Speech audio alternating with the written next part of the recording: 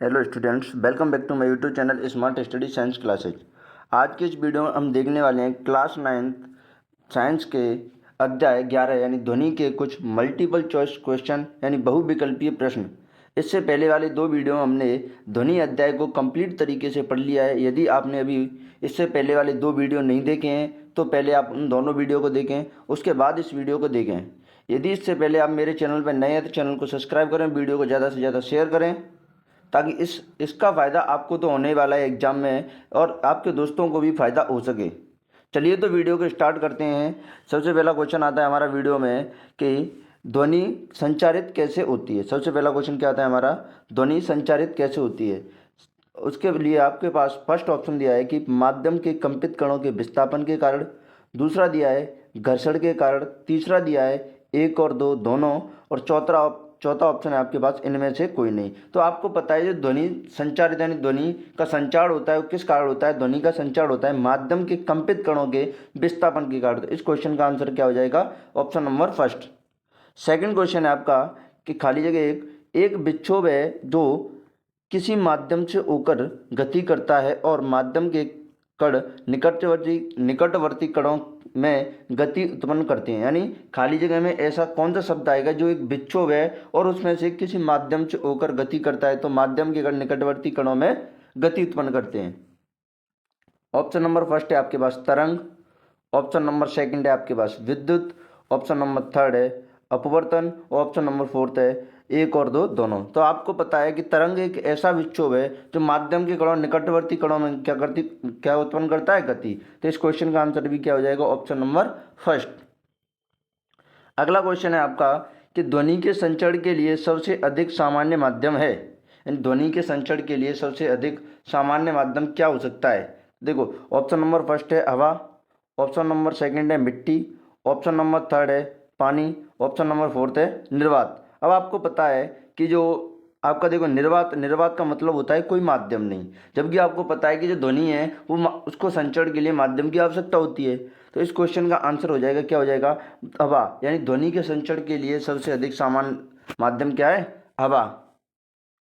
अगला क्वेश्चन है आपका क्वेश्चन नंबर 4, जब कोई कंपमान वस्तु आगे की ओर कंपन करती है तो एक उच्च दाब का क्षेत्र उत्पन्न होता है, उस क्षेत्र को क्या कहते हैं। ऑप्शन नंबर फर्स्ट है आपके पास विरलन, ऑप्शन नंबर सेकंड है संपीड़न, ऑप्शन नंबर थर्ड है आपके पास एक और दो दोनों, ऑप्शन नंबर फोर्थ है इनमें से कोई नहीं। अब आपको पता है कि जब मैंने आपको अध्याय पढ़ाया था और आपने पढ़ा होगा अध्याय, एनसीईआरटी में लिख रखा है कि जब कंपमान वस्तु आगे की ओर बढ़ती है तो एक उच्च दाब का क्षेत्र उत्पन्न होता है, उस उच्च दाब के क्षेत्र को हम कहते हैं संपीड़न, जिसे किससे लिखते हैं, एस से। तो इस क्वेश्चन का आंसर क्या हो जाएगा, संपीड़न।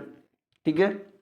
अगला क्वेश्चन है क्वेश्चन नंबर 5, जब कोई कंपमान वस्तु आगे की ओर कंपन करती है तो एक निम्न दाब का क्षेत्र उत्पन्न होता है, तो उस क्षेत्र को क्या कहते हैं। देखो, अब आपने स्प्रिंग जैसे ही गति करती देखी होगी, खींची होगी, तो कुछ इस प्रकार के दिखाई देते हैं, कभी कभी पास पास लिपटे हुए, कभी कभी दूर दूर। तो देखो, जो दूर दूर वाले क्षेत्र को तो बोलते हैं जहाँ दाब कम रहता है, यानी निम्न दाब का क्षेत्र रहता है, उसे तो बोलते हैं हम विरलन।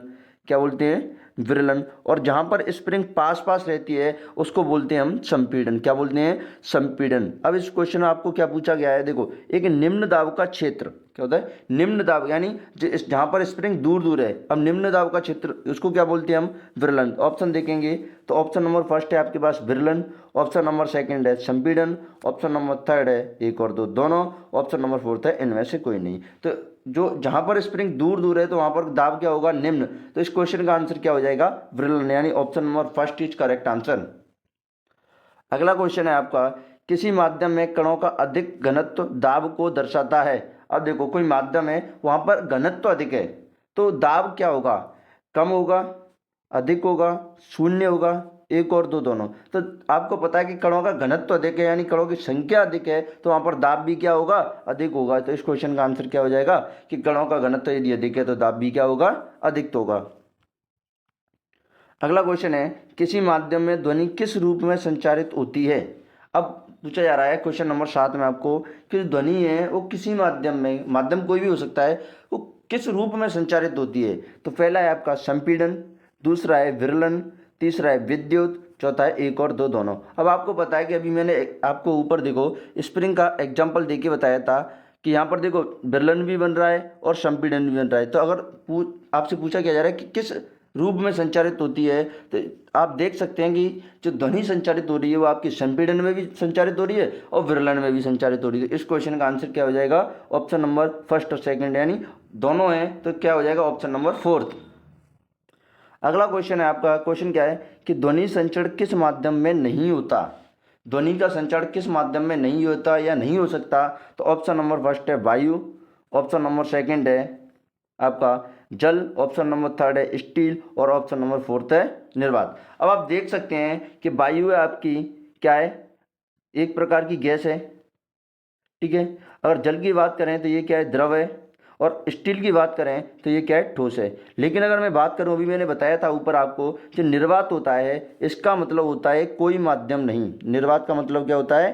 कोई माध्यम नहीं, ठीक है। निर्वात का मतलब होता है कोई माध्यम नहीं। अब आपको पता है कि ध्वनि के संचार के लिए आपको माध्यम की आवश्यकता, या ध्वनि को संचारित होने के लिए माध्यम की आवश्यकता होती है। और क्वेश्चन क्या पूछा है आपसे कि ध्वनि संचरण किस माध्यम में नहीं होता? तो इस क्वेश्चन का आंसर हो जाएगा option number fourth is correct answer, यानी निर्वात में ध्वनि संचारण नहीं हो सकता, क्योंकि उसका सीधा सीधा मतलब है यानी कोई माध्यम नहीं है। अगला क्वेश्चन है आपका क्वेश्चन नंबर 9, ध्वनि तरंगे कैसी तरंगे हैं? ध्वनि तरंगे कैसी तरंगे हैं? तो ऑप्शन नंबर फर्स्ट अनुप्रस्थ तरंगे, ऑप्शन नंबर सेकंड अनुदैर्ध्य तरंगे, ऑप्शन नंबर थर्ड आंशिक रूप से अनुदैर्ध्य और ऑप्शन नंबर फोर्थ एक और दो दोनों। तो आप देख सकते हैं और आपने एनसीईआरटी के अंदर पढ़ा है कि ध्वनि तरंगे कैसी तरंगे हैं? अनुप्रस्थ तरंगे कैसी तरंगे हैं? अनुप्रस्थ तरंगे।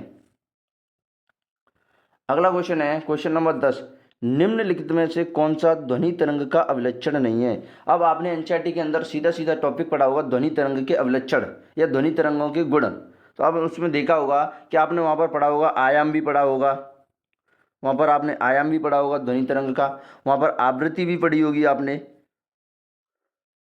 और वहाँ पर आपने वेग भी पढ़ा होगा ध्वनि तरंग का। लेकिन आपने इसमें थर्ड ऑप्शन जो दिखाई दे रहा है आपको, दिशा, ध्वनि तरंग की दिशा नहीं पड़ी होगी। एनसीईआरटी के अंदर ये तीनों दे रखे हैं। तो इस क्वेश्चन का आंसर क्या हो जाएगा? यानी निम्न में से कौन सा ध्वनि तरंग का अवलक्षण नहीं है? तो कौन सा नहीं है? ध्वनि तरंग की दिशा, ठीक है। अगला क्वेश्चन है तरंग दैर्ध्य का मात्रक होता है। सबसे पहले तो मैं बता दूं कि तरंग दैर्ध्य को एक ग्रीक वर्ड लैम्बडा से लिखा जाता है। किससे लिखा जाता है? ये जो उल्टी बाई जैसा दिखाई दे रहा है इसको बोलते हैं लैम्बडा। क्या बोलते हैं? लैम्बडा। तरंग दैर्ध्य को लैम्बडा से लिखा जाता है। अब तरंग दैर्ध्य का मात्रक पूछ रहा है आपसे, तो ऑप्शन नंबर फर्स्ट है आपका सेंटीमीटर, ऑप्शन नंबर फर्स्ट है सेंटीमीटर, ऑप्शन नंबर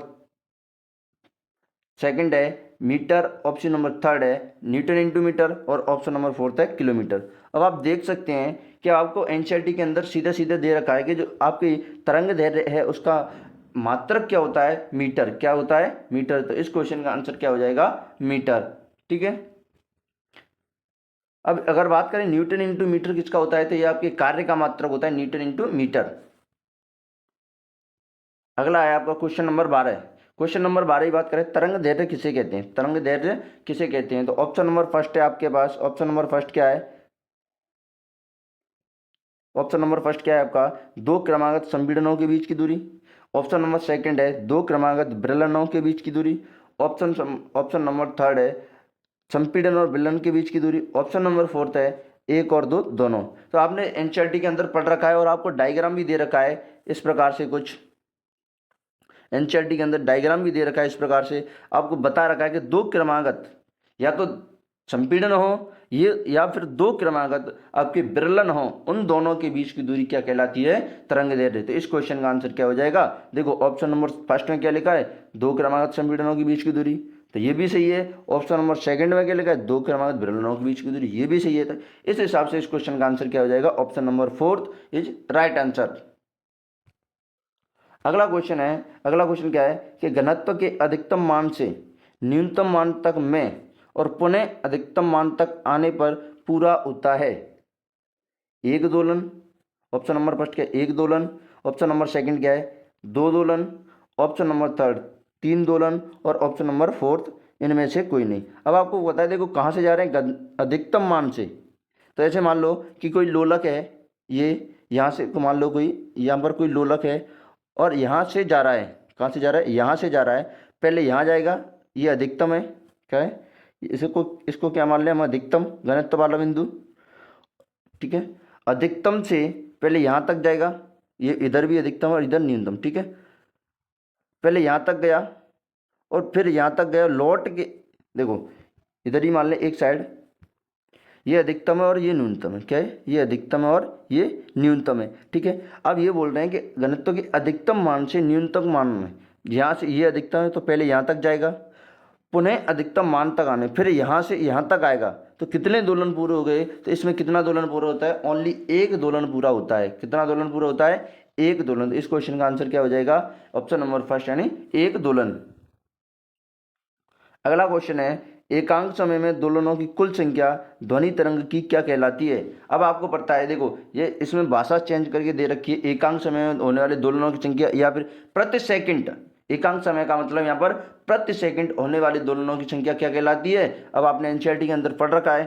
पहला ऑप्शन है आपके पास तरंग दैर्ध्य, दूसरा ऑप्शन है आपके पास आवृत्ति, तीसरा ऑप्शन है आपके पास आयाम और चौथा ऑप्शन है वेग। तो आपको पता है कि प्रति सेकंड या एकांक समय में होने वाले दोलनों की संख्या क्या कहलाती है? आवृत्ति। क्या कहलाती है? आवृत्ति। तो इस क्वेश्चन का आंसर क्या हो जाएगा? ऑप्शन नंबर सेकंड यानी आवृत्ति। उसके बाद क्वेश्चन नंबर 15, दो क्रमागत संपीड़नों या दो क्रमागत विरलों को किसी निश्चित बिंदु से गुजरने में लगे समय को तरंग का क्या कहते हैं? तो ऑप्शन नंबर फर्स्ट है तरंग दैर्ध्य काल, ऑप्शन नंबर सेकंड है आवृत्त काल, ऑप्शन नंबर थर्ड है आयाम काल, ऑप्शन नंबर फोर्थ है एक और दो दोनों। अब आपको पता है कि एक सेकंड यानी एक बार गुजरने में कितना समय लग रहा है, उसको क्या एक दोलन पूरा करने में कितना समय लग रहा है, उसको क्या बोलते हैं हम? आवृत्त काल। क्या बोलते हैं? आवृत्त काल। तो इस हिसाब से इस क्वेश्चन का आंसर क्या हो जाएगा? आवृत्त काल। यानी दो क्रमागत संपीड़न विरल ने एक तरंग दैर्ध्य को पार करने में जितना समय लग रहा है उसको क्या बोलते हैं? आवृत्त काल। अगला क्वेश्चन है क्वेश्चन नंबर 16, किस कारण से एक ही समय पर हम एक से ज़्यादा ध्वनि ग्रहण करते हैं? किस कारण से एक ही समय पर एक से ज़्यादा ध्वनि ग्रहण करते हैं? आवृत्ति के कारण, तारत्व के कारण, वेग के कारण, तरंग दैर्ध्य के कारण।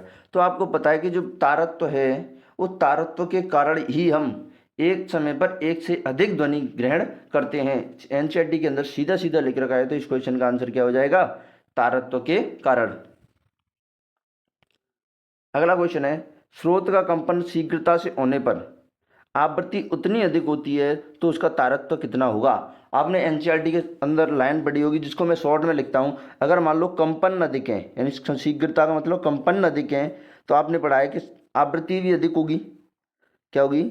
आवृत्ति भी अधिक होगी। अगर आवृत्ति भी अधिक है तो आपका जो तारत्व है वो भी क्या होता है? अधिक होता है। यदि इनको मैं एक ही शब्द में बोल दूं, कंपन समानुपाती होता है आवृत्ति के और आवृत्ति समानुपाती होती है तारत्व के। अब क्वेश्चन क्या पूछा गया आपसे? कि क्वेश्चन में पूछा गया अगर शीघ्रता से कंपन शीघ्रता से हो रहे हैं तो आवृत्ति अधिक है, तो आवृत्ति अधिक होगी तो उसका तारत्व कितना होगा? तो आप इसका आंसर यहाँ देख सकते हैं कि आपको कंपन अधिक है तो आवृत्ति अधिक होगी और आवृत्ति अधिक होगी तो तारत्व भी अधिक होगा। तो इस क्वेश्चन में ऑप्शन देख सकते हैं। ऑप्शन नंबर फर्स्ट है आपका अधिक, तारत्व अधिक होगा, कम होगा, पहले अधिक फिर कम, और ऑप्शन नंबर फोर्थ है शून्य। तो इस क्वेश्चन का आंसर क्या हो जाएगा? ऑप्शन नंबर फर्स्ट यानी अगर कंपन अधिक है तो आवृत्ति अधिक, आवृत्ति अधिक है तो तारत्व अधिक।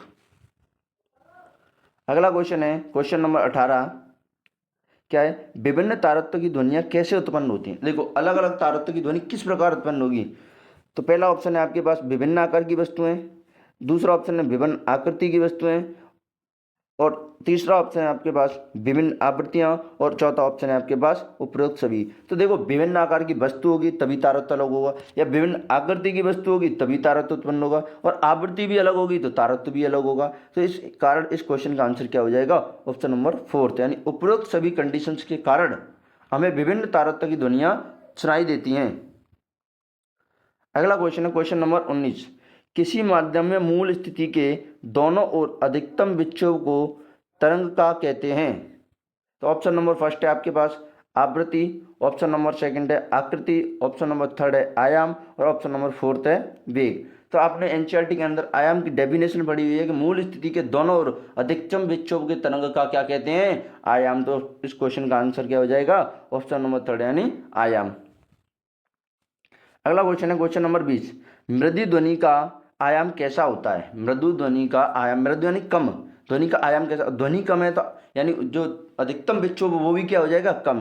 तो ऑप्शन नंबर फर्स्ट है आपके पास कम, ऑप्शन नंबर सेकंड है अधिक, ऑप्शन नंबर थर्ड है एक और दो दोनों, ऑप्शन नंबर फोर्थ है कभी कम कभी अधिक। तो इस क्वेश्चन का आंसर क्या हो जाएगा? ऑप्शन नंबर फर्स्ट, यानी जो मृदु ध्वनि है उनका आयाम कैसा होता है? कम होता है। अगला क्वेश्चन है क्वेश्चन नंबर 21। अनुप्रस्थ तरंगें पैदा की जा सकती हैं। देखो अनुप्रस्थ तरंगें पूछ रहा है ना, और अनुप्रस्थ तरंग उदाहरण क्या है? ध्वनि। अनुप्रस्थ तरंग का उदाहरण क्या है? ध्वनि। अनुप्रस्थ तरंगें पूछ रहा है तो ऑप्शन नंबर फर्स्ट है ठोस और गैस में, ऑप्शन नंबर सेकंड है ठोस और द्रव में, ऑप्शन नंबर थर्ड है गैस और द्रव में, ऑप्शन नंबर फोर्थ है ठोस द्रव और गैस तीनों में। देखो जो ध्वनि है उसको संचरण के लिए उत्पन्न करने के लिए माध्यम की आवश्यकता होती है, और आप देख सकते हैं ठोस एक माध्यम है, द्रव एक माध्यम और गैस भी एक माध्यम है। तो इन तीनों माध्यमों में जो आपकी अनुप्रस्थ तरंग है वो उत्पन्न की जा सकती है। तो इस क्वेश्चन का आंसर क्या हो जाएगा? Option number fourth. अगला क्वेश्चन है अनुदैर्घ्य तरंग में माध्यम के कणों का कंपन। ऑप्शन नंबर फर्स्ट तरंग की दिशा में होता है, ऑप्शन नंबर सेकंड तरंग की दिशा में लंबवत होता है, ऑप्शन नंबर थर्ड कण कंपन नहीं करते, ऑप्शन नंबर फोर्थ तरंग की दिशा में 60 डिग्री के कोण पर होता है। तो देखो ऑप्शन नंबर जो थर्ड है आपका वो तो बिल्कुल ही गलत आंसर है। ये कह रहे हैं कि कण कंपन ही नहीं करते। अगर कण कंपन नहीं करेंगे तो तरंग किस प्रकार गति करेगी? कंपन करेगी। कण ही नहीं कंपन करेंगे तो तरंग किस प्रकार कैसे गति कर सकती है बिना कणों के कंपन के? ऑप्शन नंबर फोर्थ की बात करें तो ये तो एनसीईआरटी के अंदर हमने पढ़ा ही नहीं है कि तरंग की दिशा के 60 डिग्री के कोण पर। हमने दो ही कंडीशन पढ़ी थी, एक तो तरंग की दिशा में, दूसरी तरंग की दिशा के लंबवत। अब अगर मैं बात करूं तरंग की दिशा में तो ये होता है आपके अनुदैर्घ्य तरंग में। किसमें होता है? अनुदैर्घ्य तरंग में। लेकिन जो बचा ऑप्शन है आपका कौन सा? तरंग की दिशा में लंबवत। तो अनुप्रस्थ तरंग में कौन सा होता है? हाँ ये होता है अनुदैर्घ्य तरंग में, और अनुप्रस्थ तरंग में कौन सा होता है आपका? लंबवत। तो इस क्वेश्चन का आंसर क्या हो जाएगा आपका? क्या पूछा है? अनुदैर्घ्य तरंग में माध्यम के कणों का कंपन। तो इस क्वेश्चन का आंसर क्या हो जाएगा? तरंग की दिशा में क्या हो जाएगा। और बात करें हम अनुप्रस्थ तरंगों में तो तरंग की दिशा में क्या होता है? लंबवत होता है। ठीक है। अगले क्वेश्चन की बात करें हम तो ध्वनि की चाल अधिकतम होती है। ध्वनि की चाल अधिकतम होती है। तो ध्वनि की चाल अधिकतम कहाँ पर होती है? वायु में, ठोस में, जल में, या जल और ठोस दोनों में। तो इस क्वेश्चन का आंसर है ध्वनि की चाल अधिकतम किसमें होगी? आपकी ठोस के अंतर्गत ध्वनि की चाल अधिकतम होगी। ठीक है। अगला क्वेश्चन है आपका क्वेश्चन नंबर 24। श्रव्यता सीमा होती है, यानी ऐसी ध्वनि जिसको आप सुन सकते हैं उसकी आवृत्ति कितनी होती है? पहला ऑप्शन है आपके पास 200 हर्ट्ज से 20,000 हर्ट्ज तक, दूसरा ऑप्शन है आपका 20 हर्ट्ज से 20,000 हर्ट्ज तक, तीसरा ऑप्शन है आपका 2 हर्ट्ज से 20 हर्ट्ज तक, चौथा ऑप्शन है आपका 2000 हर्ट्ज से 20 हर्ट्ज से अधिक। तो इस क्वेश्चन का आंसर हो जाएगा ऑप्शन नंबर सेकंड, यानी 20 हर्ट्ज से 20,000 हर्ट्ज तक आप श्रव्यता, यानी जो 20 हर्ट्ज से 20,000 हर्ट्ज के बीच की ध्वनियाँ होती हैं आप उनको सुन सकते हैं। अगला क्वेश्चन है अल्ट्रासोनोग्राफी में प्रयुक्त तरंगों की आवृत्ति। अल्ट्रासोनोग्राफी में प्रयुक्त तरंगों की आवृत्ति। तो पहला ऑप्शन है आपके पास option number first 20 hertz, second option है 20 हर्ट्ज से कम, थर्ड ऑप्शन है 20 हर्ट्ज से 20,000 हर्ट्ज तक, और चौथा ऑप्शन है 20,000 हर्ट्ज से अधिक, या इसको हम बोल सकते हैं 20 किलो हर्ट्ज से अधिक। तो इस क्वेश्चन का आंसर हो जाएगा अल्ट्रासोनोग्राफी में कौन सी तरंगें प्रयुक्त होती हैं? 20,000 हर्ट्ज से अधिक वाली।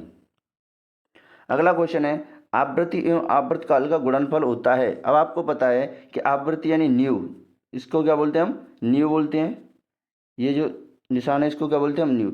न्यू बराबर होता है हमारा 1/t, यानी 1/, आवर्तकाल। अब आपसे पूछा गया कि आवृत्ति और आवर्तकाल का गुणनफल कितना होता है, इसका क्या करेंगे? वज्र गुणा करेंगे तो आपको आंसर मिल जाएगा का न्यू इंटू टी बराबर कितना होता है? 1। यानी जो आपका आवृत्ति और आवर्तकाल का गुणनफल है वो कितना होता है? 1। तो इस क्वेश्चन का आंसर क्या हो जाएगा? Option number first. अगला क्वेश्चन है आवृत्ति का एसआई मात्रक क्या होता है? आवृत्ति का एसआई मात्रक होता है सेकंड, यानी option number first second, option number second hertz, option number third newton, option number fourth metre. तो इस क्वेश्चन का आंसर हो जाएगा आपका ऑप्शन नंबर सेकंड, यानी 27वें का क्वेश्चन का आंसर क्या है? Option number second. जो आवृत्ति का एसआई मात्रक वो क्या है? हर्ट्ज। अगर हम बात करें तरंग के वेग का सूत्र होता है, तो देखो अगर हम बात करें तरंग का वेग यानी v बराबर हमारा होता है दूरी बटे समय। ठीक है, क्या होता है? अगर सामान्य सूत्र की बात करें हम वेग की तो v बराबर दूरी बटे समय। लेकिन आपको पता है यहाँ पर जो तरंग है उसकी दूरी क्या होती है? तरंग दैर्घ्य उसको किससे लिखते हैं? अभी बताया था मैंने, लैम्बडा से। समय क्या है? t। तो एक तो सूत्र ये मिल गया आपको कि v बराबर लैम्बडा बटे t। लेकिन अब आप इसको ऐसे भी तो लिख सकते हो v बराबर लैम्बडा इंटू 1/t। तो ये क्या हो जाएगा आपका एक, अब आपको पता है 1/t क्या होता है आपका न्यू यानी आवृत्ति, तो v बराबर क्या हो जाएगा फिर आपका lambda into new.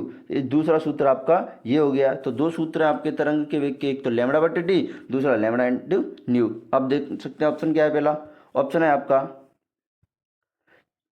Option number first v बराबर तरंग दैर्ध्य बट्टे समय, यानी तरंग दैर्ध्य को किससे लिखते हैं लैम्बडा से, तो लैम्बडा/t ये सही है आपका। ऑप्शन नंबर सेकंड है v बराबर 1/t, ये तो होता ही नहीं, ये तो आवृत्ति का होता है। ऑप्शन नंबर थर्ड है v बराबर तरंग दैर्ध्य इंटू आवृत्ति, तो तरंग दैर्ध्य यानी लैम्बडा और आवृत्ति यानी न्यू। तो इस क्वेश्चन का आंसर भी आप देख सकते हैं कि दो सूत्र आपके मैच कर रहे हैं तरंग दैर्ध्य के वेग से। तो इस क्वेश्चन का आंसर क्या हो जाएगा ऑप्शन नंबर डी यानी ए और सी दोनों। ऑप्शन नंबर थर्ड कौन सॉरी ऑप्शन क्वेश्चन नंबर 29, अनेक आवृत्तियों के मिश्रण से उत्पन्न ध्वनि को क्या कहते हैं। तो इस क्वेश्चन का आंसर है आपका स्वर। क्या कहते हैं, अनेक आवृत्तियों के मिश्रण से जो ध्वनि उत्पन्न होती है उस ध्वनि को क्या बोलते हैं, स्वर बोलते हैं। अगला क्वेश्चन है आपका क्वेश्चन नंबर 30, ईसीजी का पूरा नाम लिखिए। ईसीजी का पूरा नाम लिखिए। तो ईसीजी का पूरा नाम होता है आपका इलेक्ट्रोकार्डियोग्राफी। क्या होता है, इलेक्ट्रो कार्डियोग्राफी, ये होता है आपका ईसीजी का पूरा नाम इलेक्ट्रोकार्डियोग्राफी। यहाँ पर आपके सुपर 30 क्वेश्चंस कंप्लीट होते हैं, लेकिन इसमें छोटी सी मिस्टेक हुई है। मिस्टेक बताते हैं हम क्या हुई है। जो आपका अनुदैर्ध्य तरंग का यानी ध्वनि तरंग है, कैसी तरंग है ये पूछा गया ना आपसे। अब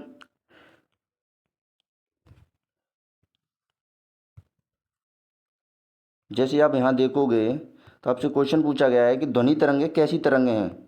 यहाँ पर मैंने आपको आंसर बता दिया अनुप्रस्थ, जबकि ध्वनि तरंगें होती हैं वो कैसी होती हैं, अनुदैर्ध्य तरंगें। ठीक है, ये रही इस यहाँ पर इस क्वेश्चन का आंसर ये आप देख सकते हैं। ये क्वेश्चन नंबर 9, इसमें मिस्टेक हुई है, ध्वनि तरंग कैसी तरंगें हैं। तो इस क्वेश्चन का आंसर आपका अनुप्रस्थ तरंग नहीं है। इस क्वेश्चन का आंसर क्या नहीं है, अनुप्रस्थ तरंग नहीं है। इस क्वेश्चन का आंसर है अनुदैर्ध्य तरंग। क्या है, अनुदैर्ध्य तरंग, यानी जो ध्वनि तरंगें हैं वो कैसी तरंगें होती हैं, ध्वनि तरंगें होती हैं। यहाँ पर मिस्टेक हुई थी आंसर में। इस क्वेश्चन का आंसर क्या है, अनुदैर्ध्य तरंग, ध्वनि तरंगें कैसी होती हैं, अनुदैर्ध्य तरंगें होती हैं। ठीक है, अगर वीडियो अच्छी लगे तो वीडियो को लाइक करो, शेयर करें, और यदि आप मेरे चैनल पर नए हैं तो चैनल को सब्सक्राइब करें। Thank you.